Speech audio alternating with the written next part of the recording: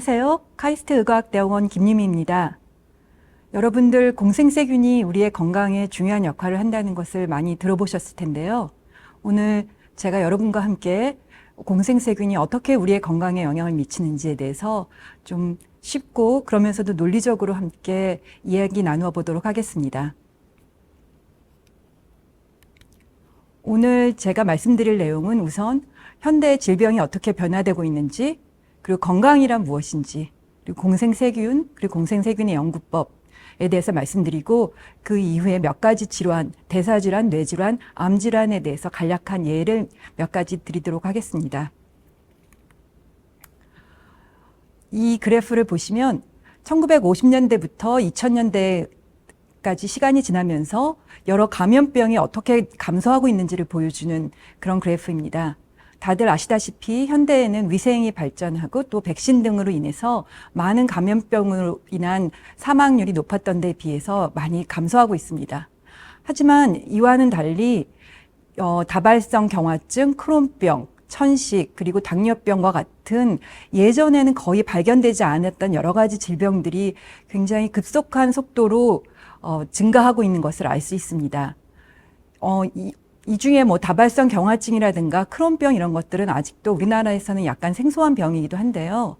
이런 질병들을 선진국형 질병이라고 하고, 선진국형 질병이 비단 선진국뿐만 아니라 개발도상국에서도 점차 증가하는 그런 패턴들을 보이고 있습니다.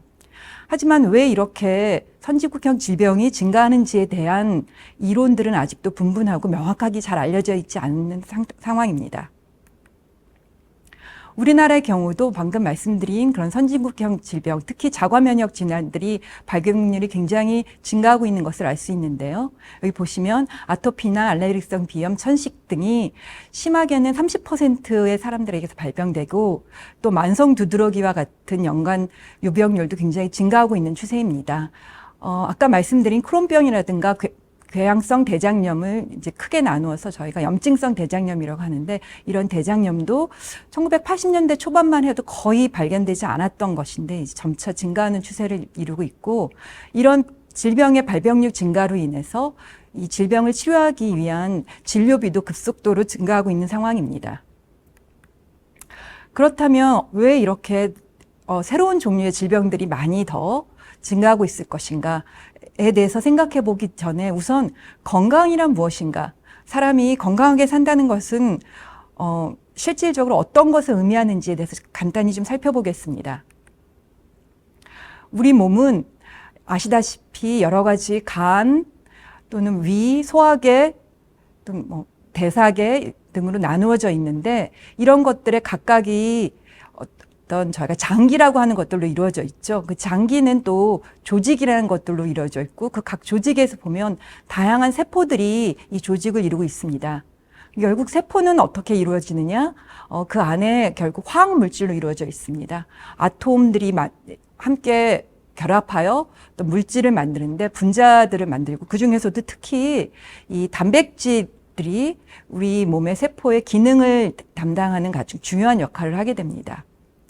그럼 단백질은 어떻게 만들어지느냐에 대해서 좀 살펴볼 것이고요. 이렇게 단백질로부터 세포, 조직을 통해서 장기, 그리고 어떤 우리 시스템을 만들기 때문에 단백질이 어떻게 잘 작동하는가가 우리 몸의 건강한지 안 한지를 결정하는 데 중요한 요인이 될 수 있다고 말씀드릴 수 있을 것 같습니다. 단백질은 어떻게 만들어지는가? 우리 몸의 단백질을 만드는 신호는 또는 정보는 DNA에 다 포함되어 있습니다. DNA는 다들 아실 텐데요. 이 DNA는 A, T, C, G라는 4가지 종류의 분자가 긴 사슬을 이루고 있고요. 이 긴 사슬이 mRNA 형태로 전환되는 것을 저희가 전사라고 합니다. 영어로는 트랜스크립션이라고 하고요. 이 mRNA의 A, U, C, G의 이 정보를 트랜슬레이션 또는 번역이라는 그런 과정을 통해서 20개의 다양한 아미노산의 서열로 바꾸게 됩니다. 이렇게 바꿔진 20개의 아미노산으로 이루어진 그 단백질들은 고유한 특성으로 인해서 3차원적인 구조를 가지게 되는데요. 이 3차원적 구조에 의해서 결국은 각각의 단백질의 기능이 결정되게 됩니다. 그렇다면 정상적인 기능을 하기 위해서는 정상적인 구조, 또 정상적인 구조를 갖추기 위해서는 정상적인 단백질 서열, 그리고 이것들은 바로 DNA 서열에 의해서 이루어지는 것이죠. 그래서 사람들은 DNA가 세포의 기능을 결정짓는다고 생각들 하고 있습니다. 이 DNA는 우리 몸 안에, 특히 사람의 경우에는 46개의 유전체라는 곳에 이렇게 저장이 되어 있는데요. 이 유전체라는 것은 굉장히 가느다란 실가닥이 뭉쳐져 있는 것, 잘 꼬여 있는 것이라고 보시면 되고, 이 중간중간에 어떤 특정한 단백질한 정보를 가지고 있는 부분들이 있습니다. 그래서 어떤 단백질 A라는 단백질을 만드는 부분을 우리가 유전자 A, 진 A라고 부르고, 또 단백질 B를 만드는 곳을 진 B라고 이렇게 부르게 되고, 이렇게 모든 단백질을 이루는 모든 서열들을 다 함께 통틀어서 지놈 또는 한국말로는 게놈이라고 이렇게 부르고 있습니다.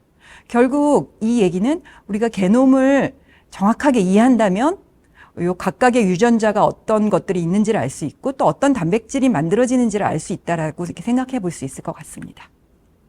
그래서 1900년대 말, 1990년대 때는 우리 몸에 있는 이 지놈 시퀀스를 다 알자. 거기에 있는 ATCG가 어떻게 연결되어 있는지를 다 알고 나면 인체에 대한 인체의 신비를 모두 다 파악할 수 있을 것이라고 생각해서 이 DNA 시퀀스를 다 알아내는 그런 작업들을 하였습니다. 상당히 오래 걸렸고 10년 이상이 걸렸고, 그 결과 우리 몸은 약 25,000개의 진, 다시 말해서 25,000개의 단백질을 만들 수 있는 그런 정보들을 가지고 있다는 것을 알게 되었습니다. 우리 몸이 가지고 있는 총 DNA, 아까 말씀드린 ATCG, 이 각각을 베이스라고 하는데, 그 베이스의 숫자를 보면 3 곱하기 10의 9승계입니다. 굉장히 많은 숫자. 30억 개 정도의 그 서열이 어떻게 서로 연결되어 있는지를 다 파악하는 것은 당시 기술은 굉장히 어려웠고요. 그래서 아주 오랜 시간에 걸쳐서 이 휴먼 지놈 시퀀스를 파악하게 되었습니다. 하지만 그 당시와 달리 최근에는 점점 이 시퀀싱을 하는 그런 기술들이 굉장히 발전을 해가지고요. 여기 보시면 2000년대 초반만 해도 그 지노메를 시퀀싱하기 위한 코스트가 어마어마하게 들었었습니다. 하지만 이 코스트는 점점 줄어들고, 또 속도도 빨라지고, 그리고 이제 사람의 시퀀스뿐만 아니라 여러 가지 지구에 있는 다양한 종류의 생명체에 대한 시퀀싱들을 많이 하고 있고, 사람의 경우도 한 사람의 시퀀스가 아니라 각각 다양한 사람들의 시퀀스를 많이 하고 있습니다. 그래서 아까 2003년 정도에 처음 휴먼 지놈 프로젝트가 완성이 됐다고 하였는데, 이 당시에는 이렇게 어마어마한 돈이 들여가지고 처음 지놈 프로젝트를 진행했지만 점점 시간이 지나면서 굉장히 싸지고 있고, 1917년도에는 100불, 우리나라로 하면 10만 원, 한 10몇만 원만 있으면 사람 한 명의 지놈을 다 이제는 분석할 수 있다라는 그런 시대가 왔습니다. 그래서 이런 기술의 발달로 인해서, 그리고 아까 말씀드린 것처럼 DNA가 단백질을 결정하고 단백질이 세포의 기능을 결정하고 그것이 건강으로 유지되고, 반대로 말하면 DNA 이상이 있으면 단백질의 이상이 있을 수 있고, 그것이 세포의 기능 이상으로 되고, 그것이 질병으로 연결되기 때문에 우리가 미리 DNA 시퀀싱을 다 해보면 우리가 앞으로 어떤 질병에 걸릴 것인지 이런 것들을 이해할 수 있지 않을까, 또는 예측할 수 있지 않을까라고 생각하게 돼서, 요새는 이제 각각 저희가 이제 돈을 조금 내면 어떤 우리들의 DNA의 시퀀싱을 해주는 그런 사업들도 많이 하고 있습니다. 대표적으로 미국의 23andMe라는 그런 회사들에서, 예를 들어서 그 DNA 시퀀싱을 통해서 당신이 유방암에 걸릴 확률은 몇 %다, 이런 것들을 해주고 있죠. 그래서 이런 것들이 각광을 받고 있지만, 조금 뒤에 설명드리시겠지만, 우리가 DNA 구조를 안다고 해서 우리가 정말 건강할 것인지 아닐 것인지에 대해서 100% 예측을 할 수는 없습니다. 그리고 질병 중에서 DNA 이상에 의해서 생기는 질병들도 있지만, 대부분의 질병들은 어떤 단일한 DNA 이상보다는 여러 DNA 이상의 조합, 그것들이 질병의 어떤 위험도를 올리는 방향으로. 그래서 이제 DNA가 이상이 있으면 100% 질병에 걸린다, 이런 것이 아니라 어떤 이상한 DNA가 얼마만큼의 조합으로 있으면 질병에 걸릴 확률이 얼마만큼 더 높아진다, 이런 식의 이제 정보들을 저희가 점점 얻고 있고요. 또 DNA 이상과는 전혀 관계없는 다른 요인에 있어도 건강이 유지될 수도 있고 또는 위협받을 수도 있게 됩니다. 제가 앞서서는 DNA의 시퀀스를 알게 되면 단백질의 시퀀스를 알 수 있고 그러면 어떤 기능을 알 수 있고 그럼으로써 건강할지 안 할지를 예측할 수도 있을 것이라고 말씀드렸는데 여러분들 우리 세포가 가지고 있는 DNA의 시퀀스가 모두 다 같다는 것은 아마 들어보셨을 것입니다. 각각의 세포마다 다 동일한 DNA를 가지고 있고 그 동일한 DNA가 있음에도 불구하고 아시다시피 세포들은 굉장히 다양합니다. 다양하다는 얘기는 이 각각의 세포가 생긴 모양도 다르고 하는 일도 다르죠. 이게 지금 더 사람에게서 발견되는 몇 가지 예시를 가져왔는데요. 뭐 근육세포, 또 신경세포, 그다음에 혈액을 만드는 혈액세포들 또는 정자나 난자 그리고 지방세포 다 굉장히 다르게 생기고 기능도 다릅니다. 그렇다면 DNA는 다 같은데 왜 세포들은 다 다르게 생기고 또 기능이 다를 것인가 이런 것들에 대해서 의문을 가져볼 수 있겠죠. 그래서 이제 그 부분을 조금 말씀드리겠습니다. 그래서 아까 말씀드린 것처럼 DNA에서부터 단백질이 만들어지고 이 단백질의 기능이 어느 정도 결정되는 것은 맞습니다. 그런데 중요한 것은 우리 이 유전차 안에 포함되어 있는 유전자들, 아까 말씀드린 것처럼 단백질 A가 만들어지는 것을 그 정보를 가지고 있는 유전자 A와 단백질 B를 만드는 유전자 B가 있다고 할 때 이것들이 항상 동일한 양의 mRNA와 동일한 양의 단백질을 만들지 않는다는 것입니다. 무슨 말씀이냐면 세포의 종류마다 그리고 어떤 시기에 따라서 환경에 따라서 어떨 때는 이 단백질들을 A를 더 많이 만들고 어떨 땐 B를 더 많이 만들게 됩니다. 그래서 결국은 유전자가 이 DNA 상의 서열이 어떻게 되어 있는지도 중요하지만 이 mRNA가 얼마만큼 만들어지고 있는지 그리고 이 mRNA가 아까 번역이라는 또는 트랜슬레이션이라는 과정을 통해서 단백질로 만들어진다고 했는데 이 과정도 또 어떤 조절을 받게 되거든요. 그래서 그러면 mRNA A의 양에 비해서 또 단백질 A는 얼마나 많은 것인가 이런 것들을 저희가 다 파악할 필요가 있습니다. 그래서 게놈이라고 하는 것, 지놈이라고 하는 것은 DNA의 서열이라고 한다면 트랜스크립톰이라고 하는 것은 이 mRNA들의 전체의 합, 그러니까 어떤 종류의 mRNA가 얼마만큼씩 발현되고 있는지를 연구하고 분석하는 그런 기법들을 말하는 것이고 또 단백질 자체가 얼마나 많이 또는 얼마나 다양한 단백질이 현재 발현되고 있는 것인 것을 분석하는 그런 기법을 프로티옴이라고 합니다. 그래서 결국은 DNA의 서열만 아는 것은 크게 도움이 되지 않고 트랜스크립톤 또는 궁극적으로 프로티옴 그리고 이 프로티옴이라는 것은 아까 단백질들의 총합이라고 했는데요. 이 단백질이 하는 기능 중에 많은 것들이 어떤 물질을 대사하게 됩니다. 물질을 대사한다는 것은 저희가 예를 들어서 뭐 밥을 먹으면 그 밥이 잘게 잘라져서 글루코스라는 것이 되고 또 글루코스가 우리 몸의 에너지원으로 쓸 수 있는 ATP로 바뀌고 이렇게 만들어지는 대사체 그런 것들을 저희가 총합으로 메타볼롬이라고 부르는데 결과적으로 이 메타볼롬까지 잘 이해를 해야 된다라고 말씀드릴 수 있습니다. 그렇다면 어떤 정확한 DNA 서열에서 어떻게 해서 어떨 때는 단백질 A가 더 많이 만들어지고 어떨 때는 단백질 B가 더 만들어지느냐 이것은 여기 이제 저희가 요 고동색 사슬이 DNA라고 보시면 되고 이렇게 화살표로 지금 표시되어 있는 이 부분이 트랜스크립션이 얼마나 되고 있느냐 다시 말해서 mRNA를 얼마나 많이 만들고 있느냐에 대한 정보라고 생각하시면 좋은데요. 예를 들어서 어떤 경우에는 단백질 A와 B를 인코딩하는 진 A와 진 B 중에서 진 B에서는 mRNA가 잘 만들어지지 않고 진 A만 주로 많이 만들어질 수도 있고 또 어떤 경우에는 진 B가 더 많이 만들어지고 진 A는 잘 안 만들어질 수 있습니다. 저희가 이런 뭐 사일런싱 이런 표현들을 쓰는데 이게 잘 경우에 따라서 어떤 경우에는 특정 유전자가 다른 경우에는 또 다른 유전자가 이렇게 활성화될 수 있는데요. 이런 것들이 어떻게 결정되느냐는 결국은 외부 자극에 의해서 결정되게 됩니다. 외부 자극이라는 것은 저희가 바깥에 있는 우리 세포 바깥에 있는 어떤 단백질 또는 그게 약물이 될 수도 있고요. 굉장한 다양한 자극인데요.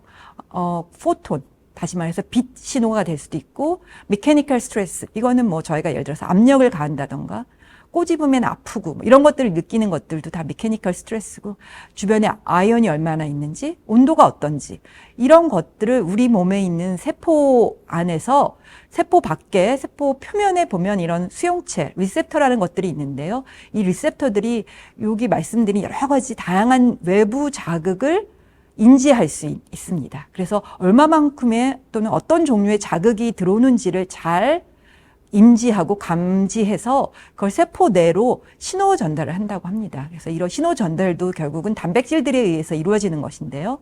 여기 좀 복잡한 말들이 많이 쓰여져 있지만 궁극적으로 이런 신호가 이 핵 안으로 들어가서 핵 안에 있는 트랜스크립션 팩터라는 것을 활성화시키고 이 트랜스크립션 팩터에 의해서 어떤 진 A를 활성화시킬지 진 B를 활성화시킬지가 결정된다고 보시면 될 것 같습니다.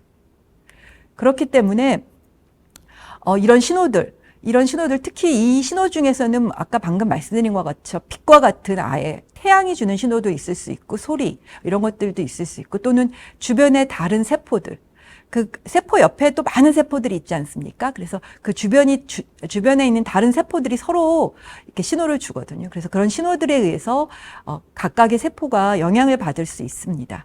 그래서 결국 그 세포의 기능은 고유의 DNA도 굉장히 중요하지만 그와 더불어서 외부와 또는 여기서 외부라면 우리 몸 밖에 그리고 내부 우리 몸 안에 주변에 있는 세포들의 자극에 의해서 세포의 기능이 결정이 되고 이것들이 건강에 막대한 영향을 미칠 수 있다고 생각하시면 좋을 것 같습니다. 그래서 방금 말씀드린 내용을 종합해서 말씀드리면 결국은 건강은 우선은 좀 좋은 DNA가 있어야겠다. 그리고 또 그뿐만 아니라 외부의 좋은 자극에 의해서 결정이 된다고 말씀드릴 수 있을 것 같습니다. 이렇게 말씀드리면 결국은 여러분 다 아시는 건강이란 것은 유전자와 환경이 지배한다라고 말씀드릴 수 있고 질병에 따라서 어떤 질병은 유전자가 좀 더 중요한 역할을 하는 질병이 있을 수 있고 또 어떤 질병은 유전자는 뭐 동일한 경우에도 두 사람의 어떤 환경이 다르면 그 환경에 의해서 두 사람의 건강이 달라질 수 있겠죠. 그래서 뭐 좋은 예가 일란성 쌍둥이의 경우 DNA는 동일합니다. 하지만 그 사람이 커오는 과정에서 어떤 여러 가지 환경과 다시 말해서 외적 내적 환경에 의해서 두 명의 일란성 쌍둥이가 수명이라든가 이것도 다를 수 있고 건강 상태도 다를 수 있는 것이죠. 자, 제가 지금까지 어떻게 보면 뭐 당연한 말씀인데 이것들을 좀 과학적으로 설명드리고자 어떻게 해서 DNA와 그리고 외부 자극, 내부 자극이 우리 건강을 유지하는 데 중요한지 말씀을 드렸고요. 이제 앞으로 제가 왜 이런 설명을 공생세균 이야기하기 전에 말씀드렸는지에 대해서 조금 말씀드리겠습니다. 그 전에 조금 이 생명체의 진화에 대해서 또 한번 설명을 드리고 싶은데요. 뭐 아시겠지만 빅뱅이라는 게 아주 옛날에 우주가 시작을 했고 그 우주에서 뭐 45억 년 전중에 우리 지구가 생겼고 그 지구에서 첫 생명체 프로캐리엇이라고 부르고요. 프로캐리엇은 우리말로 하면 원핵생물. 원핵생물은 굉장히 간단한 세포입니다. 한 개의 세포고 그 세포막이 있고 세포막 안에는 유전물질, DNA가 있고, 그리고 그 안에 이제 여러 가지 단백질이라든가 다른 분자들이 이렇게 막 섞여 있는 상태의 이런 원핵 생물이 이제 제일 먼저 생겼을 것이라고 생각하고, 그 이후에 또 상당한 시간이 지난 이후에, 유캐리엇은 이제 아까 말씀드린 이 원핵 생물과 달리 진핵 생물, 진핵이라는 건 핵이 있다는 뜻이고, 이 핵 안에 DNA를 이제 잘 감싸가지고, 잘 말아가지고, 패킹해서 넣어놓고 있습니다. 그리고 핵 외에도 여러 가지 세포 내 소기관, 그러니까 방을 많이 만들었다고 보시면 되는데 이런 방들을 많이 만들어서 좀 복잡한 구조의 세포가 만들어지고 이 구조가 다양하다는 것은 이제 좀 이 원핵 생물이 할 수 있는 일보다 또 여러 가지 다양한 일들을 할 수 있기 때문에 세포가 좀 더 복잡해진 거라고 생각하시면 될 것입니다. 이렇게 해서 처음에 프로캐리엇, 유캐리엇, 그 이후에 프로토즈와 해서 이제 이후에 점점 다세포, 이 당시까지만 해도 세포가 하나로 존재했었는데 이제 세포가 뭉쳐서 여러 개의 세포가 함께 있는 그런 형태가 되고 초반에는 아주 그 단순한 형태의 생명체였다면 점점 고도화되고 이제 급기야 사람에까지 이르게 되었죠. 이런 과정에서 공생이라는 것은 두 개의 다른 생명체가 함께 사는 것입니다. 그래서 공생이 이제 이루어지게 되는데요. 대표적인 공생으로서 생각해 볼 수 있는 것이 아까 말씀드린 것처럼 이 초반에는 세포 하나, 그리고 세포 안에 DNA가 있고 몇 가지 물질이 그냥 이렇게 있는 형태의 어떤 박테리아 비슷하게 생긴 또는 저희가 프로캐리엇, 원핵 생물 형태가 있었는데 이 세포가 점점 이 세포막이 안으로 좀 들어가서 어떤 새로운 여러 가지 방을 만들거나 핵 뉴클리어스를 만들고 이런 과정뿐만 아니라 밖에 있던 박테리아가 이제 요 세포와 다른 세포죠. 다른 세포가 이 세포 안으로 들어와서 같이 살기로 한 거죠.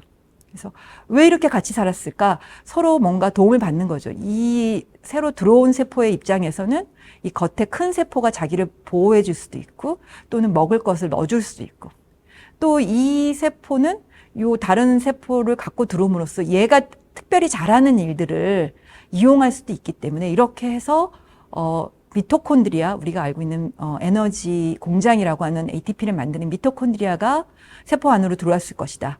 또 광합성을 할 수 있는 클로로플라스트도 아마 원래는 독립된 박테리아였는데 이 박테리아가 들어와 살게 되면서 식물의 경우에 클로로플라스트가 이 세포 안에 살게 될 것이다.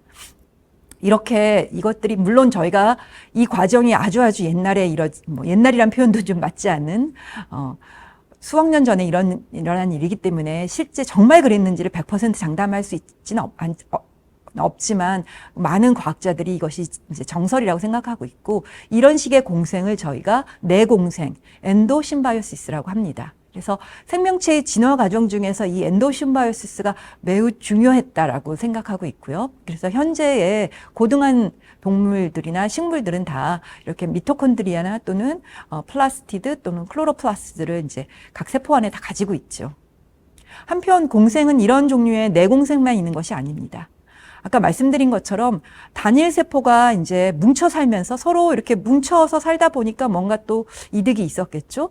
그러다가 똑같은 애가 그냥 수적으로 뭉쳐 있는 것보다 뭉쳐 있으면서 서로 이제 어떤 기능을 나눠서 하자.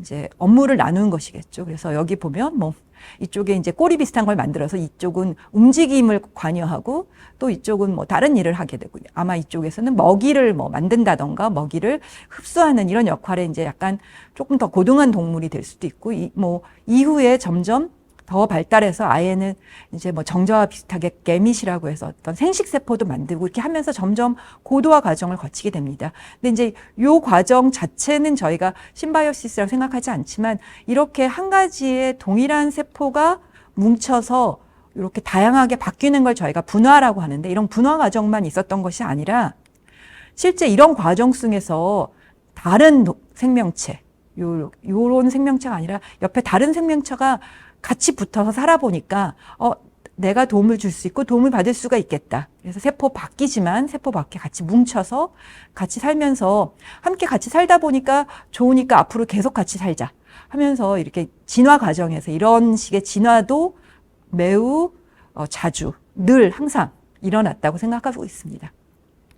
이런 공생을 저희가 이제 외공생이라 하고 액토심바이오시스라고 하고 이제 앞서 말씀드린 오늘의 주제인 공생세균, 결국 우리 몸에 살고 있는 세균들도 결국 우리 호모사피언스의 생명체가 이렇게 진화하는 과정에서 함께 살게 된 박테리아, 세균이라고 생각하시면 좋을 것 같습니다. 그래서 저희 몸에 세균들이 살고 있다는 것이 우리가 목욕을 깨끗이 안 해서 이런 것들이 아니라 아주 이 모든 생명체가 생명의 진화 과정 속에서 이렇게 다른 생명체와 함께 살아왔고 그것들이 현재까지 지속되어 있다고 보시면 되고 저희 몸은 유캐리엇, 핵을 가지고 있는 진핵 세포로 이루어졌지만 우리가 또 이렇게 프로캐리엇, 원핵 세포와 함께 살고 있다고 보시면 좋을 것 같습니다. 그렇다면 우리 몸에 이런 공생 미생물이 얼마나 있는지 이 커멘살 마이크로바이오타라고 부릅니다. 영어에서는. 그래서 사실은 커멘살이라는 말은 그 어원은 이제 come together라는 뜻과 mensa, 이건 테이블이라는 뜻인데요. 이 테이블은 식탁을 얘기한다고 합니다. 그래서 함께 먹는 sharing table, eating together라는 뜻이고 다시 말해서 우리가 어떤 먹이를 같이 갖고 들어오면 우리 몸에 있는 공생 미생물도 함께 이 먹이를 나누면서 살고 있는 것이죠. 그래서 제가 공생세균이라고 제목을 말씀드렸지만 사실은 우리 몸에 있는 미생물은 세균만 있는 것이 아니고요. 박테리아만 있는 것이 아니라 알케일하고는 고생물 또는 펀자이, 이거는 곰팡이, 바이러스. 여러분들 바이러스가 우리 몸에 있다. 최근 사실 코비드 19 때문에 굉장히 바이러스에 대한 걱정들 또는 약간 두려움들도 많이 있을 수 있지만 실제 우리 몸 안에 무수히 많은 바이러스가 살고 있습니다.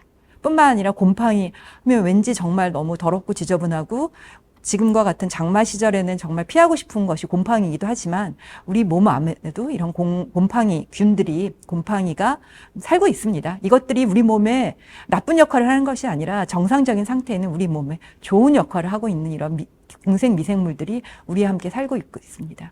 그래서 일반적으로 공생 미생물이라고 할 때는 마이크로 오르가니즘, 마이크로 바이오타, 이거는 이제 공생 미생물의 총합을 말씀드리는 거고요.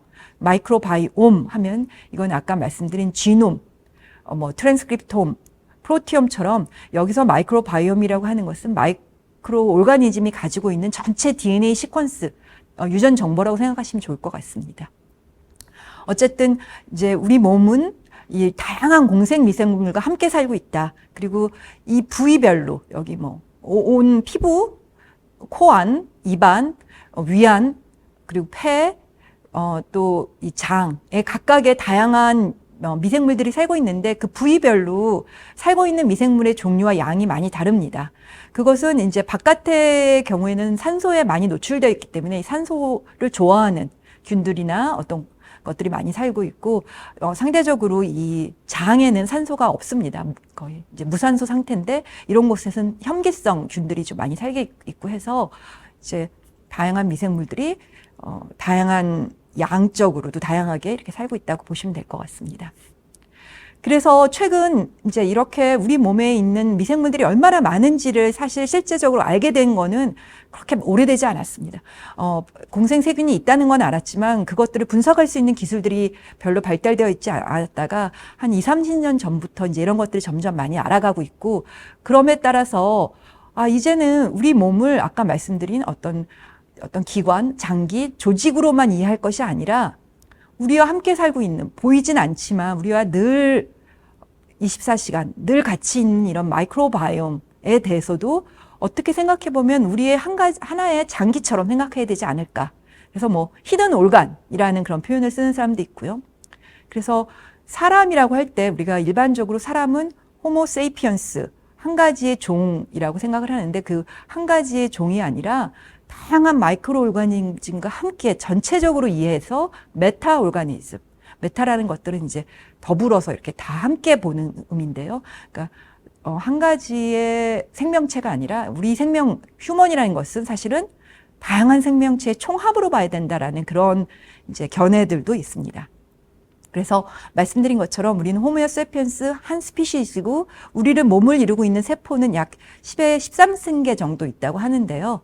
그리고 아까 말씀드린 것처럼 약 2,500개의 균을 가지고 있다고 하는데 함께 살고 있는 이 미생물의 경우에는 바이러스를 제외하고만 생각했을 때도 거의 박테리아만 생각해도 한 1,000개 정도가 같이 살고 있고 그 세포의 박테리아의 숫자가 우리 몸의 숫자와 거의 동일하다. 하지만 이제 이 박테리아의 경우는 사람 세포보다 굉장히 그 크기가 작기 때문에 이제 겉으로 봤을 때 많이 보이진 않는 거죠. 그리고 이것들이 가지고 있는 유전자의 총합은 100만 개가 넘을 것이다. 그래서 저희보다 100배 이상의 많은 유전자를 가지고 있는 것들이죠. 그래서 이런 것들이 우리 몸에 어떤 그러니까 전반적으로 영향을 미칠 수 있을 것이다.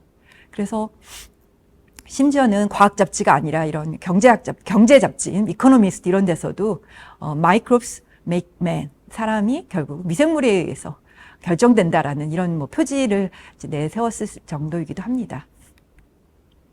그래서 앞서서 DNA가 굉장히 중요할 거라고 생각했기 때문에 휴먼 지놈 프로젝트라는 것을 굉장히 어마어마한 돈을 들여서 오랜 기간 동안 진행을 해왔는데 이제 조금 더 최근에는 이 휴먼 마이크로바이옴 프로젝트라고 해서 이건 미국이 주도한 이제 프로젝트고요. 또 유럽, 또 우리나라에서도 비슷하게 이 우리 몸에 있는 이 마이크로바이옴을 다 이해하자. 그래서 이런 연구들을 많이 진행하고 있습니다. 이런 연구를 진행하면서 보니까 굉장히 좀 중요하게 생각해야 될 것이 있는데요. 이런 사람의 DNA 시퀀스를, 그러니까 한국 사람, 또 한국 사람 내에서도 각각의 다른 사람들, 엄마와 아빠, 가족 간에, 또는 백인, 흑인, 이런 사람들의 DNA 시퀀스를 다 굉장히 많이 이제 시퀀싱을 해서 얼마나 다른지를 봤더니 아까 10에 13개 정도가 있다는데 그 중에 결국 사람이 아무리 다르게 생기고 그 사람의 건강 상태가 아무리 달라도 그 DNA 차이는 0.1%밖에 안 되는 거죠. 그래서 결국 사람의 DNA를 보면 결국 다 비슷한 거예요. 0.1%의 차이예요. 그런데 놀랍게도 한 사람과 다른 사람의 마이크로바이옴, 그 사람이 가지고 있는 공생세균, 공생미생물은 얼마나 차이 나는지를 봤더니 심하게는 80에서 90% 정도까지 다를 수 있다는 거죠. 이 말은 무슨 말이냐면 결국은 우리가 다른 점, 이 사람과 저 사람이 다른 점은 DNA상의 다른 점도 물론 중요하겠지만 예를 들어서 눈 색깔이라든가 머리 색깔, 키 이런 것들이 어느 정도는 DNA에서 결정될 수 있지만 방금 말씀드린 것 중에서 키 같은 경우는 어쩌면 유전자보다는 마이크로바이옴이 더 중요한 역할을 할 수도 있겠다. 이렇게 생각해 볼 수도 있는 것이죠. 건강 상태는 물론이고요. 자, 그러면 이제 조금 더 미생물 중에서도 공생세균에 대해서 알아보도록 하겠습니다. 앞서서 제가 우리 몸의 다양한 부위에, 모든 부위에 공생세균이 살고 있다고 말씀드렸는데 실질적으로 가장 많은 수의 공생세균이 살고 있는 것은 이 소화계입니다. 소화계는 여러분 생각해 보실 수 있듯이 일단 저희가 먹고 그것들을 소화시키는 곳이기 때문에 영양분이 매우 풍부한 것이죠. 그렇다면 이 공생세균이 가장 좋아하는 곳이기도 할 것이고요. 그래서 하지만 이 위 같은 경우에는 pH가 굉장히 낮지 않습니까? pH 2기 때문에 생명이 살기에는 좀 적합하지 않은 곳입니다. 그럼에도 불구하고 여기에도 어느 정도의 균들이 있습니다. 약 1ml에 100개, 1000개 정도 균들이 살고 있다고 생각을 하고 있고요. 하지만 이제 밑으로 내려갈수록 좀 더 살기 좋은 환경이 되죠. 그래서 소장을 지나서 대장에 가장 많은 수의 균들이 살고 있습니다. 그리고 이 소화기를 특히 이 소장이나 대장을 이렇게 쫙 피면 거의 성인 남자의 경우 테니스 코트 2개 정도의 부피가 아니라 면적이 된다고 합니다. 그래서 여러분들 아시겠다시피 소화를 해서 흡수하기 위해서 흡수하려면 면적을 넓힐수록 흡수가 잘 되지 않습니까? 그러기 위해서 여기에 주름이 많이 잡혀 있는데요. 그 주름들을 쫙 피면 거의 이 정도의 표면적이 나온다고 하고 이 표면적 위에 균들이 쫙 다 살고 있다고 생각하시면 됩니다. 얼마나 많은 균이 살고 있는지 이 숫자로 따지면 별로 이렇게 크게 빨리 감이 안 오실 것 같습니다. 그래서 이거를 무게로 따지면 약 1에서 2kg까지의 균이 우리 몸에 살고 있다고 합니다. 그래서 제가 가끔 강의하다가 이런 얘기를 하면서 몸무게에 관심이 많은 그런 학생들에게는 앞으로는 현재 체중에서 한 2kg 정도는 빼도 된다. 왜냐면 그거는 내 몸무게가 아니라 나랑 같이 살고 있는 균의 몸무게 때문에 여러분이 좀 몸무게가 좀 줄었으면 좋겠다고 생각하시는 분들은 한 2kg 정도 빼셔도 괜찮을 것 같습니다. 이 균들이 아까 말씀드린 것처럼 이렇게 소화관 이제 표면이 이렇게 울툴툴툴 이렇게 이제 쭈글쭈글 이렇게 있는 부분인데 이런 사이사이에도 많이 껴 있고요. 이거는 사실은 균들이 살고 있다는 건 예전부터 알았죠. 그래서 얘네들이 뭘 할까? 다른 균이, 나쁜 균이 못 들어오도록 미리 다 자리를 차지하고 있는 이런 것들도 굉장히 중요한 거고요. 또는 이런 균들이 우리 몸에서 예전부터 알고 있던 거는 바이타민을 만들어줍니다. 여러분, 바이타민이라는 것은 사람 세포 자체에서 만들 수 없기 때문에 바이탈한 아민이다. 그래서 바이타민이라고 부르는데요. 먹을 수 있고 또는 일부는 상당히 다양한 종류의 이 바이타민을 우리와 함께 살고 있는 박테리아가 만들어서 우리에게 제공하고 있습니다. 이런 일들을 하고 있고요. 또 면역 세포들을 건강하게, 면역 기능을 활발하게 해주는 그런 역할들을 하고 있습니다. 면역 얘기를 좀 하기 전에 우리 균이 살고 있는 곳과 우리 몸에 대해서 어떻게 이제 이것들이 구분되는지 좀 말씀드리려고 하는데요. 장 가장 바깥에 있는 세포층을 저희가 장 상피세포층이라고 합니다. 이 장 상피세포층은 결국은 우리 몸의 안과 밖을, 이제 여기서 말씀드린 밖이라는 것은 소화관 내를 말씀드리는 건데요. 우리가 입안에서 이제 뭘 먹으면 이게 관 안으로 들어가지 않습니까? 하지만 이제 면밀하게 따지면 여기 내시경이 들어올 수 있는 그런 곳이고 이제 해서 항문까지 쭉 연결돼 있기 때문에 실제로는 우리 몸의 정말 안쪽은 아니고 바깥쪽이라고 볼 수 있는데 그 바깥쪽에 이제 균들이 살고 있는 것입니다.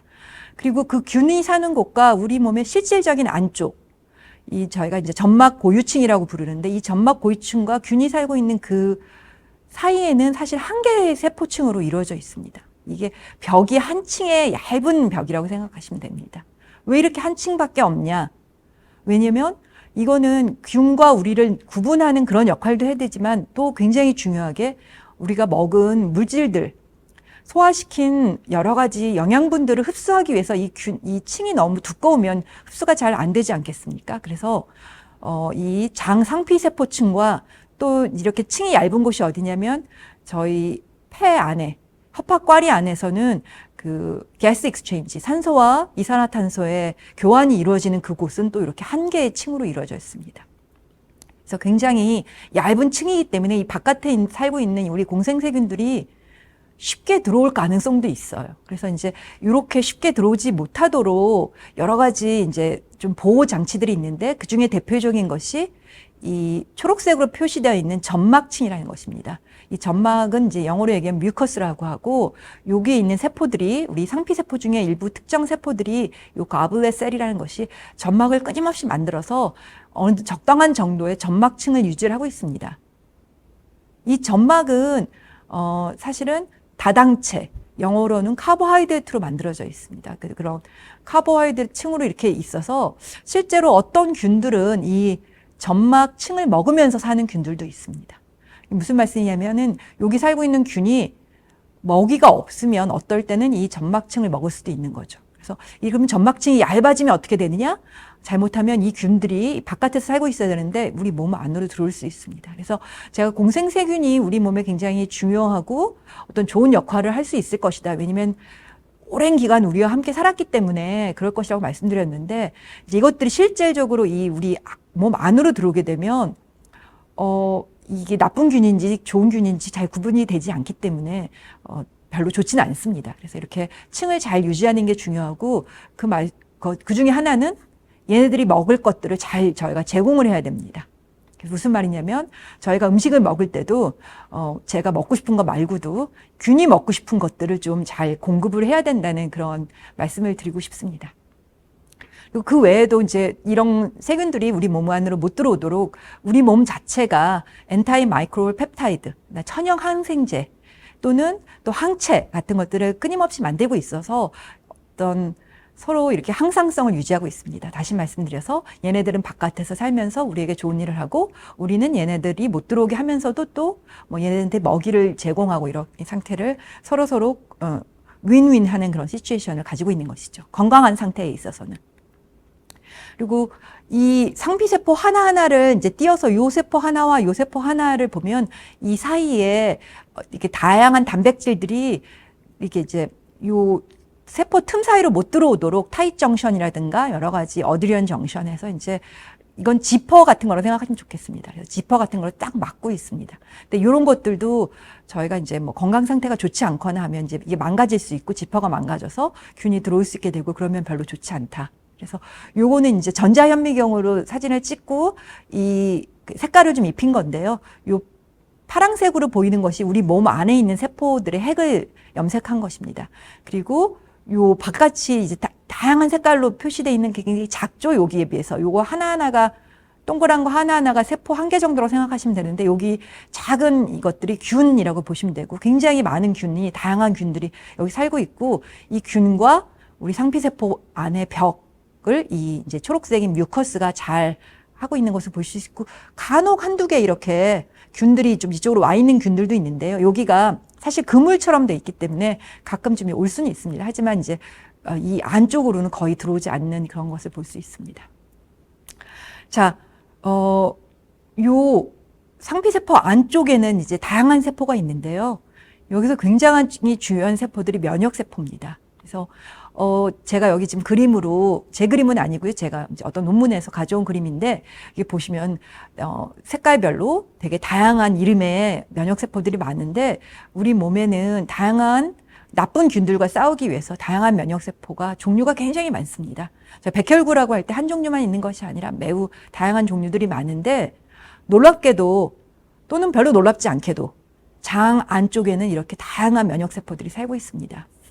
놀랍다는 얘기는 일반적으로 생각할 때 저희가 면역세포는 혈액 안에 많다 이렇게 생각을 하고 계시겠지만 실제로는 이렇게 장이 우리 몸에 있는 모든 면역세포의 70%가 이 장에 있습니다.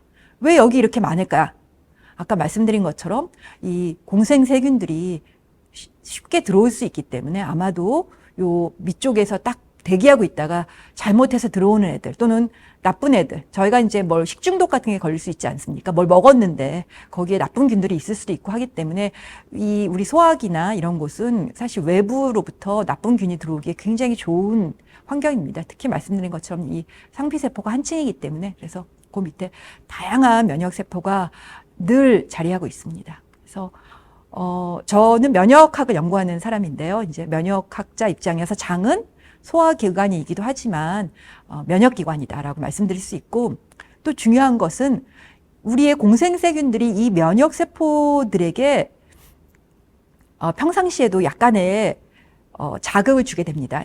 이때 말씀드린 자극이라는 건 어쩌다 한두 마리 들어올 수도 있고 또 얘네들이 만들어내는 대사체라던가 뭐 얘네들이 조금씩 이렇게 조각 같은 걸 분비해서 요 면역세포들에게 어떤 신호를 줄 수 있고 이 면역세포들이 그러면 트레이닝이 되는 거죠. 그래서 나중에 진짜 나쁜 애가 들어왔을 때 잘 싸울 수 있도록 트레이닝을 받게 됩니다. 그래서 여기에 어떤 균들이 있는지가 우리 면역세포가 얼마나 활성화되어 있을 수 있을지 또는 얼마나 기능을 잘할 수 있을지를 결정하는 데 굉장히 중요하게 됩니다. 더욱더 중요한 것은 이 장 안쪽에 있는 면역세포가 여기서만 기능을 하는 것이 아니라 우리 몸 전체로 이동할 수가 있습니다. 장에 있는 면역세포가 심지어는 뇌 안까지도 갈 수 있습니다. 그 얘기는 무슨 말씀이냐면 우리가 건강하고 기능을 적당하게 잘하는 면역세포가 있을 때는 우리 몸의 다양한 곳에서 우리 면역 기능들이 굉장히 잘 유지가 될 것이고 이쪽에 있는 이쪽에 있는 면역세포가 활성이 굉장히 낮다. 그래서 어떤 균에 대해서 싸움을 잘 못한다. 그러면 전신적으로 어떤 균이 들어왔을 때 잘 못 싸울 가능성도 높고요. 또 반대로 이 면역세포들이 원래는 그러지 말아야 되는데 굉장히 과활성화돼서 나쁜 균과 싸우는 것이 아니라 우리 몸과 싸울 수 있습니다. 그게 바로 자가면역이라는 것인데요. 자가면역이라는 것은 면역세포가 우리 세포에 대해서 어떤 반응을 일으키는 것이죠. 그래서 아까 말씀드린 염증성 장질환 이런 것들이 대표적인 자가면역 질환 중에 하나인데 그런 일들도 할 수 있게 됩니다. 그래서 이 면역세포를 얼마나 정상적으로 적절한 활성을 띠게 하는 것이 굉장히 중요하고 그런 것들을 유지하는 데 있어서 면역세포와 굉장히 가까이 살고 있는 공생세균들이 되게 중요하다고 말씀드리겠습니다.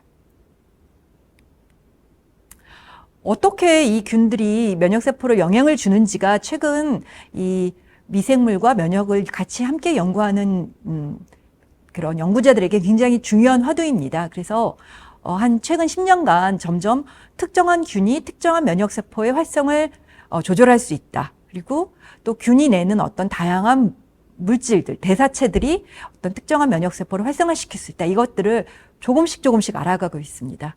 하지만 말씀드린 것처럼 우리가 가지고 있는 균이 1000개 정도인데 그 1000개가 각각 어떤 일들을 하는지는 아직은 정말 알려면 갈 길이 먼 것 같습니다. 하지만 굉장히 흥미로운 분야고 매우 중요한 분야이기 때문에 혹시 여러분들 중에서도 이런 분야에 관심이 있는 분들은 앞으로도 좀 더 많은 관심을 가지시고 또 흥미롭게 좀 봐주시거나 직접 연구해 보시면 굉장히 좋을 것이라고 생각이 됩니다.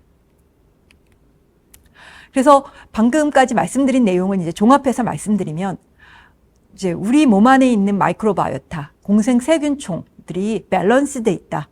뭔가 적당하게 좋게 잘 있으면 이것들이 우리 몸 안에 있는 이뮤 시스템과 밸런스를 이루고 우리 몸이 건강한 상태로 유지될 수 있을 것이고 하지만 어떠한 이유든 간에 여기에 디스바이오시스라는 것은 불균형이라고 말씀드릴 텐데 이제 균의 어떤 균총의 종류라든가 이런 것들이 깨지고 어떤 좋은 균보다 여기 이제 검정색으로 표시한 나쁜 균들이 더 많이 있게 되면 이게 이제 어떤 면역 이상으로 되게 되고 이 면역 이상에 의해서 여러 가지 질병이 일어날 수 있다. 근데 요거는 균이 나빠서 그럴 수도 있고 또는 면역세포가 별로 적당하지 않으면 또 균이 바뀔 수도 있습니다. 이거는 서로 왔다 갔다 하는 그런 관계라고 보실 수 있고 네.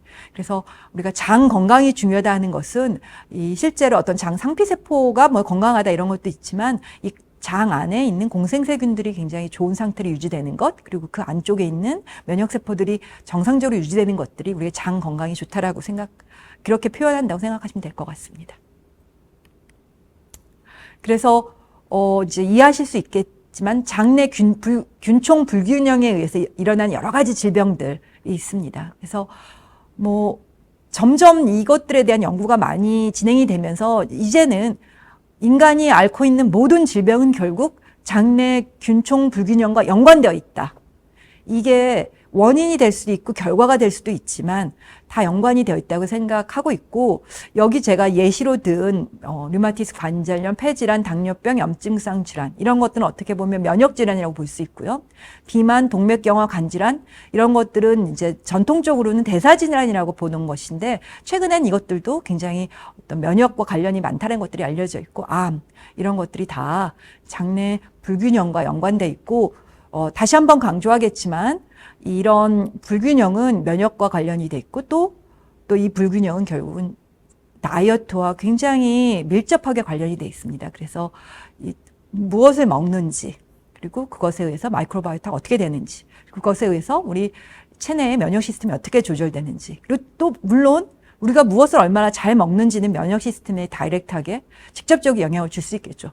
뭐 영양실조가 걸린다던가 그러면 면역 시스템이 망가지기 때문에, 그래서 이 삼박자가 잘 맞아야지 이런 질환이 생기지 않고 건강하다고 할 수 있습니다.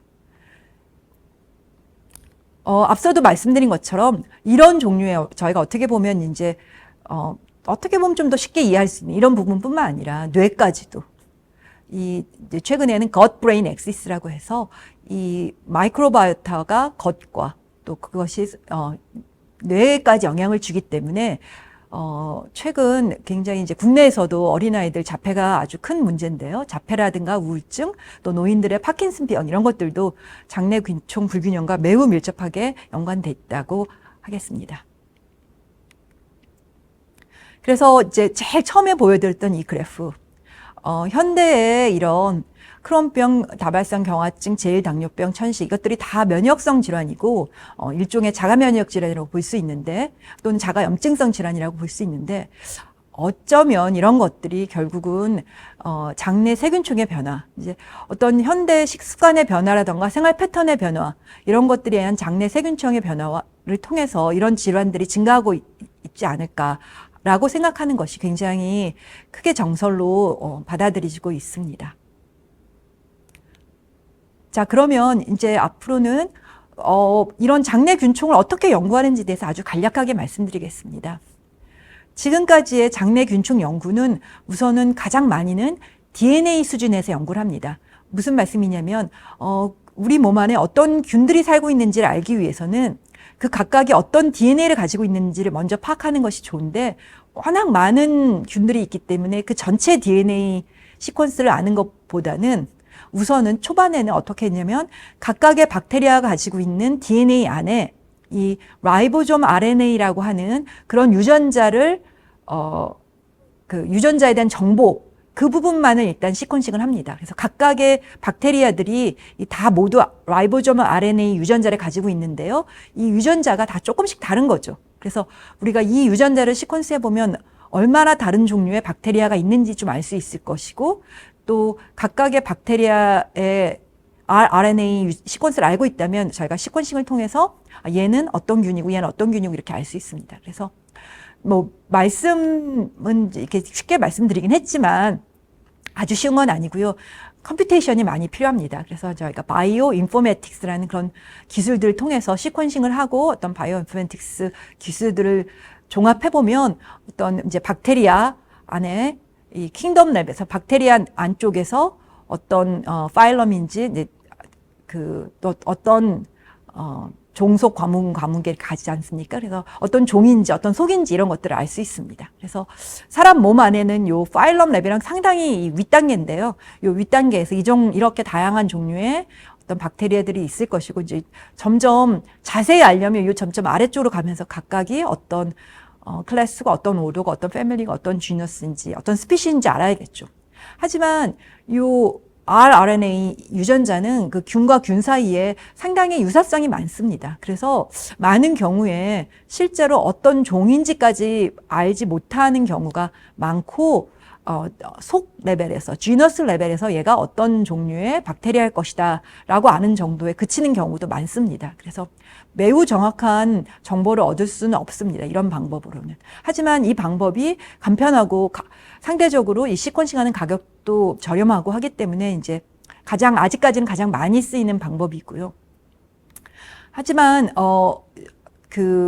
우리 휴먼 지놈 시퀀싱을 하듯이 전체 마이크로바이옴의 모든 시퀀싱을 다 할 수도 있습니다. 그래서 이제 이 여러 가지 균들에 대한 DNA 정보를 다 읽고, 하지만 이제 이 각각이 누구 건지를 잘 알 수가 없기 때문에 이 DNA 시퀀스만 가지고는 그거를 이제 바이오인포메틱스 툴을 이용해서 이제 찾아내고 아주 복잡한 과정들을 거쳐서 이제 유축할 수 있게 되면 그 경우에는 이제 스피시스 레벨까지 이제 잘 알 수 있고, 스피시스뿐만 아니라 스트레인이라는 것은 같은 종이지만 아주 약간의 다른 점. 그러니까 뭐 사람으로 따지면 어떻게 보면 뭐 백인인지 흑인인지 같은 호모사피엔스지만 이렇게 다른 걸 알 수 있는 것처럼 균들도 이런 레벨에서 다르다는 걸 알 수 있게 됩니다. 그래서 이런 스트레인 정보를 아는 것이 중요한 것이, 우리가 뭐 예를 들어서 이콜라이라고 하면 여러분 대장균 하면 어떠세요? 왠지 균이니까 안 좋을 것 같지 않습니까? 하지만 대장균 이름에서 알 수도 있듯이 그 균은 처음에 대장에서 발견한 것입니다. 늘 우리와 같이 살고 있는 균이죠. 다시 말해서 원래 대장균은 나쁜 균이 아닙니다. 우리 몸에서 뭐 늘 함께 살던 좋은 균인데 식중독을 일으키는 대장균은 따로 있죠. 그래서 둘 다 이콜라이라고 우리가 부르는 스피시즈, 동일한 스피시지만 그 스트레인이 다름에 따라서 어떤 거는 좋은 대장균, 또 어떤 것은 매우 나쁜 그리고 매우 위험한 대장균이 될 수도 있기 때문에 실질적으로 우리가 공생 미생물에 대해서 잘 알려면 이런 스트레인 레벨까지 이제 DNA 시퀀싱을 해야 될 필요가 있고, 또 얘네들이 만들어내는 대사체라든가 이런 것들에 대한 연구도 진행돼야 될 것 같습니다. 그래서 이제 앞으로는 이런 연구를 통해서 저희가 알게 된 것들에 대한 간단한 예시를 몇 가지 말씀드리겠습니다. 우선 시퀀싱을 통해서 다시 말해서 태어난 아기, 태어나자마자 엄마의 우유를 먹거나 또는 수유시기 또는 이제 포뮬라, 실제적으로 진짜로 음식을 먹기 시작하는 시기, 그리고 그 이후에 이제 어린아이 시기를 지나서 어른이 됐을 때 장내 미생물이 어떻게 바뀌는지를 사람들이 봤습니다. 그랬더니 태어나자마자 그때는 굉장히 한 가지 균들이 태어나자마자 많았는데, 대장균이 굉장히 많았는데 좀 많이 줄고, 하지만 성인이 됐어도 계속 어느 정도 유지를 하는 것을 알 수 있고, 태어나서 조금 얼마 안 됐을 때부터 이 비피도박테리아라는 비피도균이라고 이제 들어보셨을 것 같은데, 그것이 굉장히 많이 증가해서 성인 상태에서도 잘 유지가 되다가 나이가 들면 감소하는, 그래서 이제 할아버지 할머니들한테는 많이 없습니다. 그래서 이렇게 줄어드는 걸 볼 수 있고, 또 뭐 다른 균들, 이런 박테리오이디티스나 유박테리움 뭐 이런 애들은 우유를 먹는 시기에는 별로 없다가 이제 이유식을 하게 되면, 실제로 저희가 이제 여러 가지 다양한 음식을 먹게 되면 그때부터 이제 증가하는 것을 알 수가 있고요. 요 초록색으로 되어 있는 것은 식중독을 일으키는 나쁜 균입니다. 이 나쁜 균도 이제 처음에 태어나서는 없다가 음식을 먹으면서 이제 같이 들어오는 거겠죠. 하지만 굉장히 작은 숫자로 있기 때문에 뭐 100개 이 정도 있어가지고는 우리 몸한테서 나쁜 역할을 하지 않습니다. 왜냐하면 좋은 균들이 많기 때문에 크게 몸에 영향을 주지 않는데, 나이가 들수록 점점 늘어나는 것을 알 수 있죠. 그래서 나이가 들면 여러 가지 몸이 안 좋아지는 것 중에 하나도 아마 이렇게 장내 균총이 바뀌는 것 때문이라고 생각해 볼 수도 있을 것 같습니다. 근데 이거는 이제 어떤 평균이고요. 아까도 말씀드렸지만 각각 개개인의 이 균총은 다 다르기 때문에 이제 개인별로 또 봐야 되긴 할 것 같습니다. 지금부터는 이 장내 균총 연구와 질병을 관련시키는 연구의 예시를 몇 가지 말씀드리려고 하는데요. 이게 굉장히 초반의 대표적인 연구입니다. 이 다이아 이뮨 스터디라고 이제 임상 시험을 한 건데요. 이때 하는 임상 시험은 사람을 대상으로 하는 시험이어서 임상 시험이라고 부른 것이고, 뭐 약을 주거나 이런 건 아닙니다. 어떤 거냐면 유럽에서 핀란드와 에스토니아 그리고 러시아 이 3개국에서 아이들을 태어나서부터 3살이 될 때까지 이 아이들의 변을 모읍니다. 왜 변을 모으지? 제가 말씀은 안 드렸지만 앞서서 장 안에 균이 굉장히 많지 않습니까? 그 균들이 저희가 이제 변을 보게 되면 함께 나오게 됩니다. 그래서 대부분 이제 그 변의 전체 부피나 무게의 한 반에서 3분의 1 정도가 사실은 균이라고 보십니다. 그래서 균 덩어리인 거죠. 그래서 그 변을 가지고 마이크로바이옴 분석을 하면 대충 이 사람 몸 안에 어떤 균들이 살고 있는가를 알 수 있기 때문에 뭐 대장 내시경이나 이런 걸 통해서 이제 균을 수집하기도 하지만 이제 많은 경우는 그냥 변을 얻어가지고 그 변에서 DNA 시퀀싱을 해가지고 이제 하게 됩니다. 그래서 요 3개국이 사실은 굉장히 가까이 있거든요. 핀란드, 에스토니아, 러시아가 같이 있는데 예전부터 보면 이 핀란드와 에스토니아는 제1형 당뇨병 중에서도 자가면역성 당뇨병, 그러니까 이제 어떤 비만이라든가 이런 것과 상관없이 특히 유전이나 이런 것들에 의해서라고 생각들을 많이 해왔는데 이런 당뇨병이 많이 있는 반면 러시아는 바로 근처지만 상당히 당뇨병이 낮고 알러지나 이런 것도 낮습니다. 그래서 이제 이 아이들이 그래서 어쩌면 나중에 이 아이들이 이렇게 많은 알러지나 그러니까 알레르기성 질환이나 당뇨병을 가지게 되는 것이 장내균총, 어렸을 때의 장내균총과 연관되어 있지 않을까를 이제 사람들이 알고 싶었던 거죠. 그래서 태어나서부터 6개월 간격으로 그러니까 변을 얻어서 균을 이제 조사를 해봤습니다. 그래서 요것들을 이제 그 각각의 균에 대한 분포를 보여주는 건데요. 요 점 하나하나가 이제 균이 아니라 한 명이라고 보시면 됩니다. 한 명 또는 이 샘플 하나. 그 샘플 하나에 어떤 종류의 균이 있는지를 그냥 이 XY축 좌표상에 찍었다고 보시면 됩니다. 그래서 이 어떤 특성의 균들이 있다라는 것이라고 보시면 되고, 이 보시면 초록색인 핀란드 사람 아이들의 균과 에스토니아 아이들의 균이 같이 서로 이렇게 뭉쳐 있는데 반해서 러시아 아이들의 그런 장내 균총은 상당히 많이 좀 떨어져 있는 걸 볼 수 있죠. 그 얘기는 핀란드 사람들과 에스토니아 사람들은 장내 균총이 좀 비슷하고 러시아 사람들은 다르다.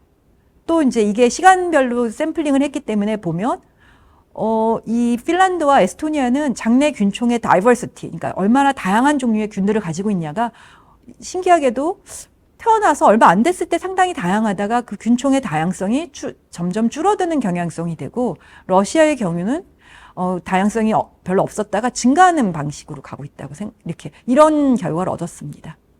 그리고 또 조금 더 자세히 어떤 균이 대부분 많은가 이렇게 봤더니 왼쪽이 핀란드와 많은 균들, 오른쪽이 러시아에 많은 균들인데, 이 핀란드 아이들이 가지고 있는 균들은 박테로이티스 이런 것들이 많은데 반해서 이 러시아는 비피도박테리엄, 비피덤균이 굉장히 많더라. 그래서 균이 굉장히 다르기 때문에 어쩌면 당뇨병이나 알러지가 다른 것도 이런 것 때문에 연관되어 있지 않을까라고 이제 추측을 하는 것이죠.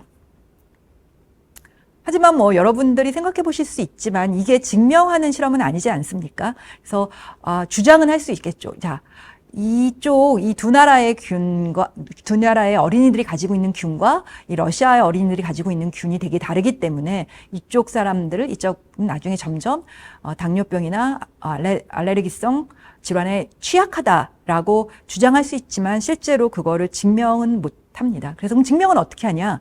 증명은 사실은 사람 가지고 증명은 매우 어렵습니다. 그래서 이제 과학자들은 쥐를 가지고 이런 증명을 하죠. 그래서 쥐를 가지고 어떻게 증명을 하냐?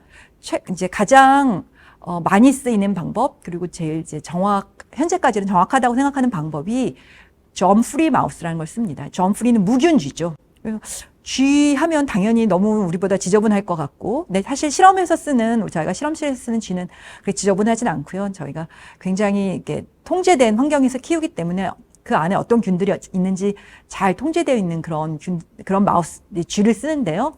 이 점프리 마우스는 공생세균이 하나도 없는 쥐입니다. 그래서 이제 이거를 이제 만들 수가 있어요. 그래서 얘네들은 공생세균이 없습니다. 공생세균이 없기 때문에 여러 가지 문제점이 많아요.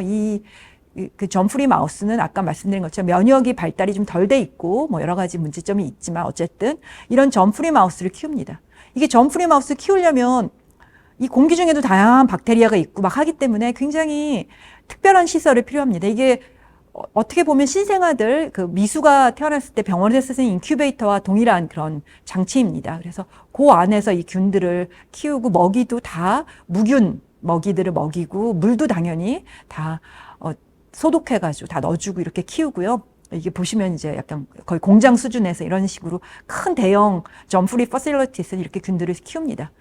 그다음 이제 이렇게 균이 하나도 없는 쥐에다가 우리가 생각할 때 좋은 균 또는 생각할 때 나쁜 균 이런 균들을 넣어주는 거죠.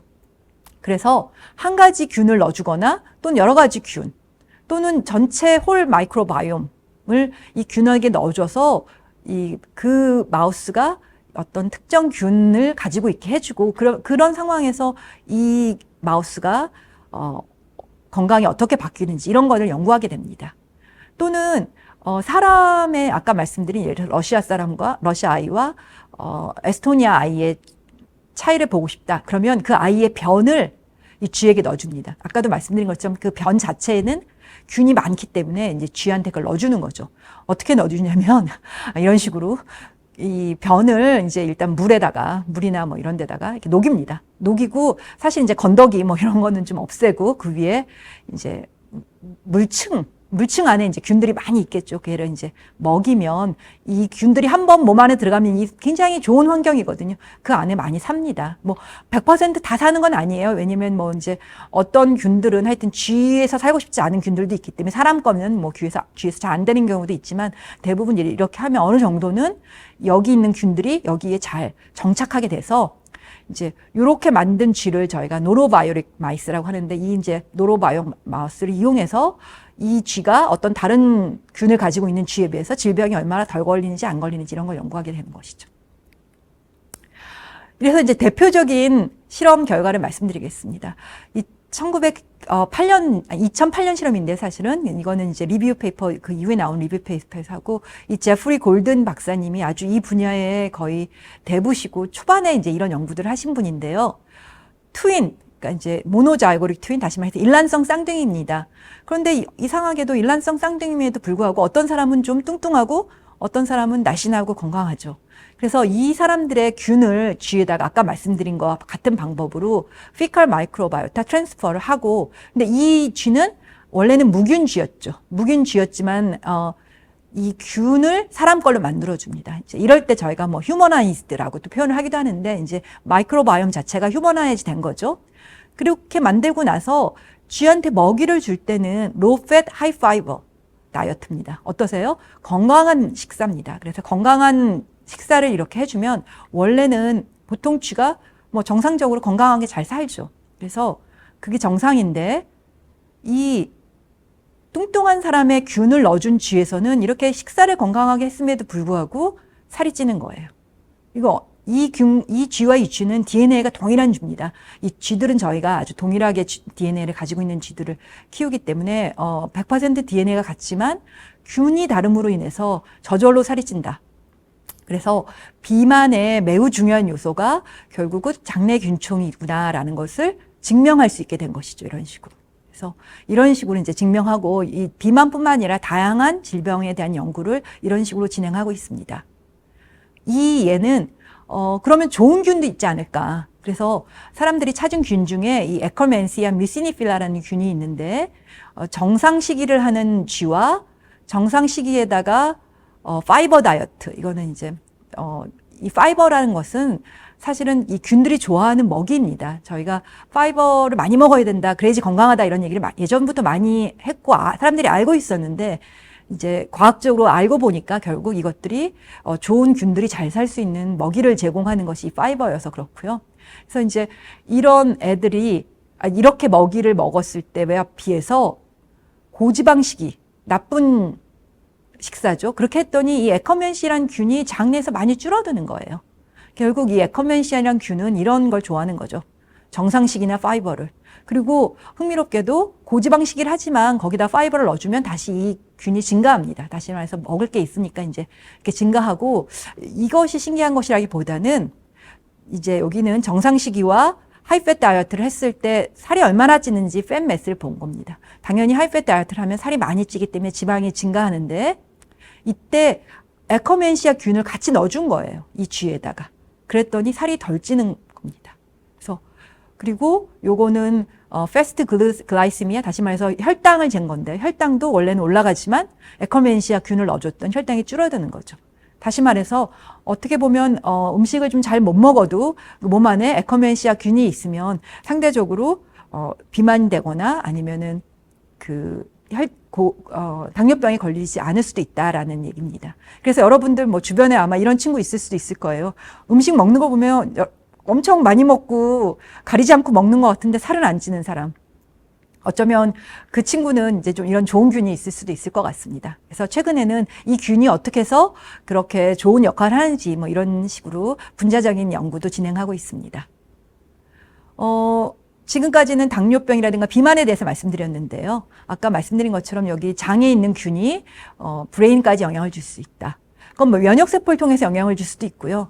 또는 사실은 장은 제가 면역 organ이다. 그러니까 면역 기관이다 말씀드렸는데 또 제2의 브레인이라고 사람들이 얘기합니다. 왜냐하면 그만큼 신경세포가 많은 거죠.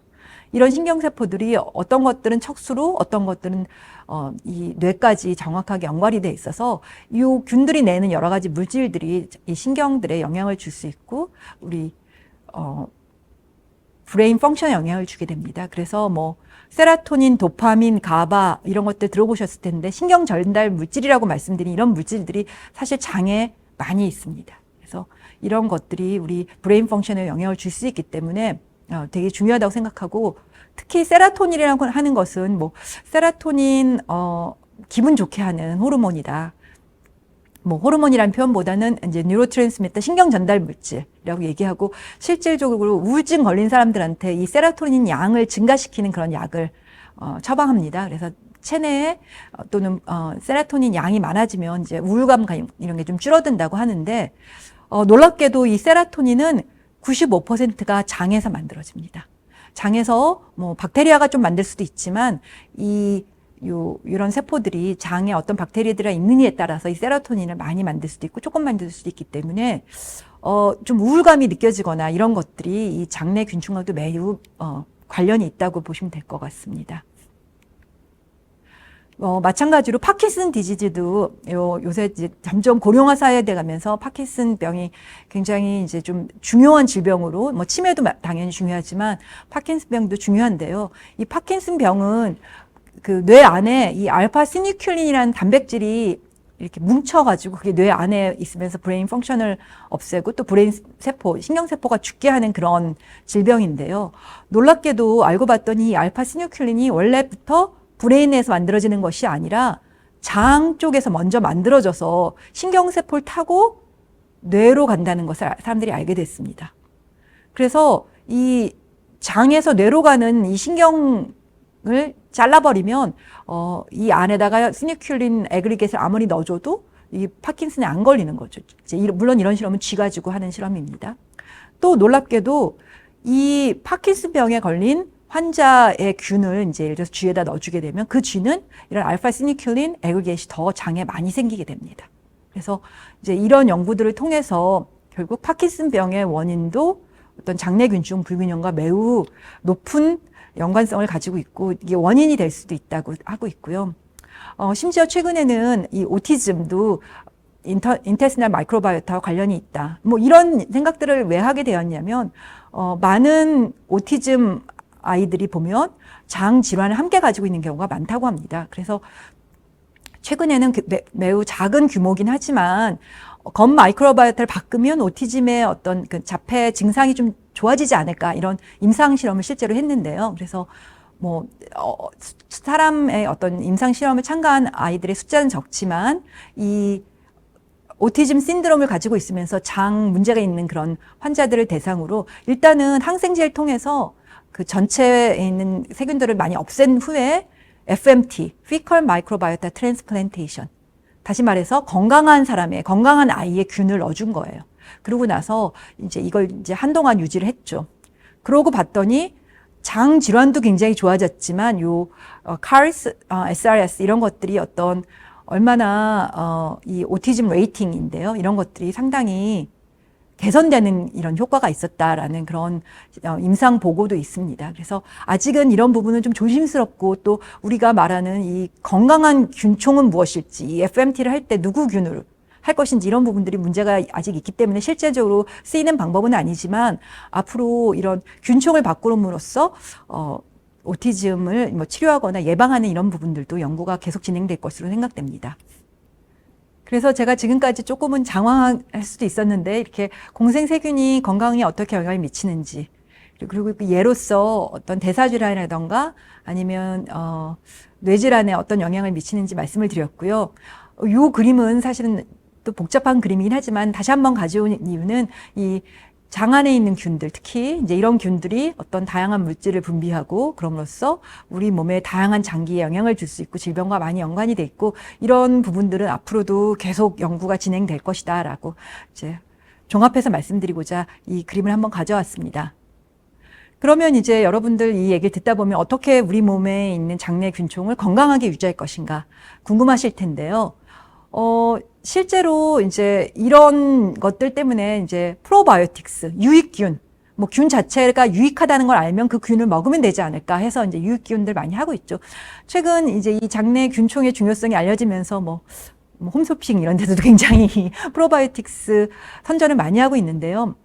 근데 이제 제가 좀 말씀드리고 싶은 건 우리가 유익균이라고 하는 것이 이게 모든 사람에게 동일하게 유익할 수 있는가 이런 부분은 조금 고민해 봐야 될 필요가 있을 것 같습니다. 한 가지 균을 먹었을 때 그 균이 정작 몸 안에 들어가서 그 살고 있는 균들과 조화를 이루어야 되는데 그럴 수 있을지 없을지도 굉장히 중요하고 또 어떤 예를 들어서 특정한 균, 뭐 비피더박테리엄, 비피덤 일반적으로 굉장히 좋다고 생각하지만 아까 제가 말씀드린 것처럼 어떤 종속 과목 관문계의 종 레벨이 아니라 그 밑에 스트레인 레벨에서 이것들이 아종이라고 표현하는데요. 이 아종 레벨 그 단계에서 정말 이것들이 좋은 역할을 할 수 있는지 이런 부분들의 검증이 필요할 것으로 생각이 됩니다.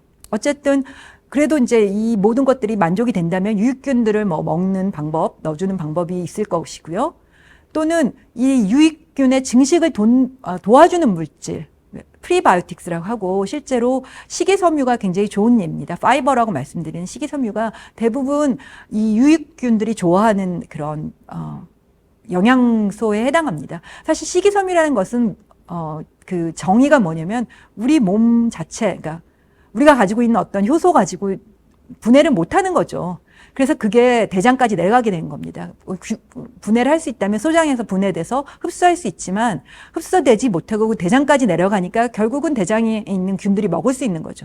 그 전에 저희가 다 분해해가지고 흡수해버리면 대장에 있는 균들이 먹을 수가 없기 때문에 그래서 잘 소화가 안 되는 그런 식이섬유를 많이 먹게 되면 이 안에 균들이 이제 좋아하고 자기 먹을 것들이 많기 때문에 아까 말씀드린 그런 뮤커스층 같은 걸 이렇게 분해하지 않고 이 식이섬유를 먹으면서 건강하게 유지가 될 것 같습니다. 또 다른 방법은 좋은 균이 내는 좋은 물질 그것을 우리가 정확하게 안다면 사실은 이 다 필요 없고 이 물질만 먹으면 되지 않을까. 이건 거의 어떻게 생각해보면 약과도 비슷한 그런 개념이 될 것 같은데요. 어떤 특정 대사체가 굉장히 중요하고 좋다. 그러면 그걸 먹으면 되지 않을까라고 생각해서 이제 프리바이오틱, 프로바이오틱, 포스트바이오틱이라는 이런 개념을 하고 있습니다. 이제 현실적으로는 뭐 프로바이오틱스도 많이 하고 이거는 이제 뭐 병원 가지 않고도 여러분들이 그냥 사서 먹기도 하시고 그러는데 실제 병원에서는 몇몇 경우에 의해서 이런 대변 이식술을 실제로 진행하고 있습니다. 아까 제가 이 fecal microbiome transplantation을 이 쥐 가지고 실험할 때 이제 예를 들어서 말씀을 드렸는데 실질적으로 몇 가지 질환에 있어서는 현재 이거가 허용이 돼서 어떤 시술로서 진행이 되고 있기도 하고요. 또 다른 데서도 임상 실험들을 진행하고 있습니다. 그래서 대표적으로 이제 이 변입니다. 건강한 사람의 변에 있는 이제 균들을 이렇게 캡슐로 넣어가지고 어린이 환자한테 이제 한 건데요. 이 환자가 어떤 환자냐면 클로스트리디움 디피실이라는 아주 장염을 일으키는 나쁜 박테리아인데요. 이게 이제 건강한 사람의 경우에는 뭐 장염이 일어나고 며칠 뒤에 완치가 되지만 좀 뭔가 장이 안 좋은 그런 사람들은 이게 계속 재발이 됩니다. 또 재발이 되고 항생제에 내성이 생긴 균이 있어서 항생제 먹어도 안 없어지고 굉장히 이제 아주 힘든 질환이죠.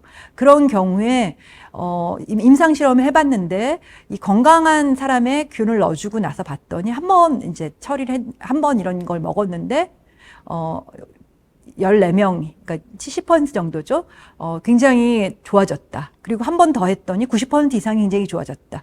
그래서 이 클로스트리디움 디프실, 재발성 클로스트리디움 디프실 감염증의 경우에는 실질적으로 굉장히 많은 나라에서 이렇게 FMT를 실제 하고 있습니다. 그리고 이제 항암 이런 쪽으로도 좀 쓰려는 그런 연구들이 진행이 되고 있습니다. 하지만 이 FMT가 안전하지 않습니다. 심지어 미국에서는 제가 보니까 뭐 DIY, do it by yourself, 뭐 이런 식으로 책도 나오고 뭐 유튜브 채널도 있고 막 이러던데 절대로 그러시면 안 되고, 왜냐면 심지어 임상 시험 중에서도 이 건강한 사람의 변이라고 생각했는데 하고 보니까 그 안에 나쁜 균이 조금 있었던 거죠. 하지만 원래 건강한 사람은 아까도 말씀드린 것처럼 이 나쁜 균이 조금 있다고 해서 아무렇지도 않거든요. 하지만 이제 이거를 상태가 안 좋은 환자한테 넣었더니 이 나쁜 균이 굉장히 폭발적으로 증식하면서 사람이 죽는 그런 경우가 있었습니다. 그래서 아직은 이제 저희가 FMT라든가 이런 것들이 100% 안전하다고 볼 수 없고, 아까 말씀드린 것처럼 프로바이오틱, 프리바이오틱스 또는 뭐 포스트바이오틱스 이런 어프로치로 점점 가게 될 것이라고 생각합니다. 하지만 저는 이제 이 시점에서 여러분들께 권장드리고 싶은 것은 이 건강한 시기를 이제 말씀드리면서 오늘 강의를 마치고자 합니다. 아까도 말씀드렸지만, 뭐 맥이라고 표현하기도 하는데요. Microbial Accessible Carbohydrate. 다시 말해서 식이섬유가 많이 달아있는 이런 음식들을 가능하면 자주 오늘 이제 제 강의를 듣고 이렇게 좀 제 강의 내용에 동의하신다면 이런 것들을 많이 드시는 것이 여러분들의 장내 균총에 건강하게 유지하실 수 있고, 그것이 바로 여러분들의 건강을 앞으로 오랫동안 잘 유지시켜 주실 수 있다고 믿습니다. 네, 장시간 제 강의 들어주셔서 감사합니다.